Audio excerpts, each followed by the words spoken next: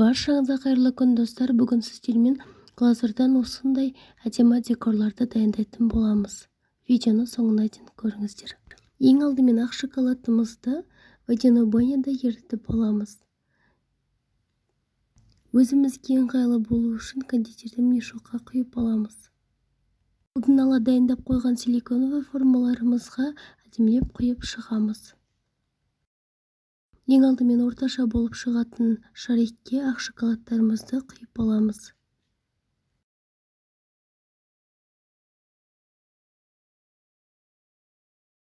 Келесі бізде санды құямыз. Ең алдымен 6-ны, содан кейін 0-ге жақсылап құйып шығамыз.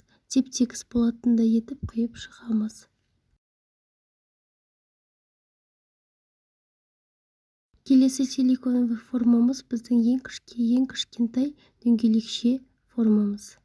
Оған да жақсылап құйып, кестаның көмегімен барлық жеріне жағып шығамыз.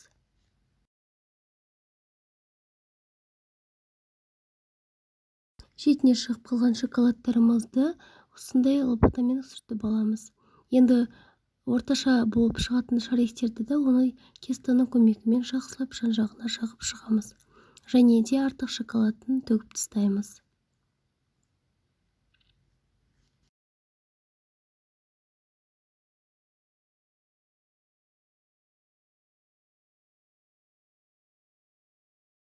Бұны да артық шоколадтарын алып тастаймыз. Және де біздің ең әдемі болып шығатын осындай формамызға ақ шоколадтарымызды құйып шығамыз. Силиконовый формаға құйып шыққан шоколадтарымыздың бәрін морозилкаға салып аламыз. Міне біздің шоколадтар толықтай қатты, енді оны жаймен алып шығамыз.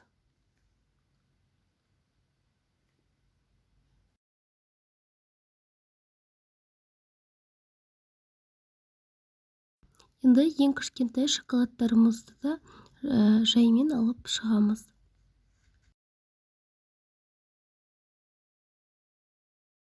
Міне осылай әдемі болып дайын болды. Енді төртбұрышты әдемі шоколадымызды де алып шығамыз.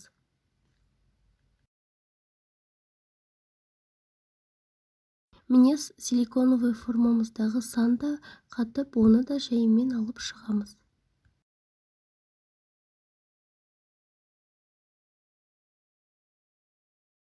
Алдын ала қалаған табаларыңызға кішкене қыздырып, шоколадтарды бір-біріне жабыстырып шығамыз. Міне дәл осы видеодағындай жабыстырып шықсаңыздар болады.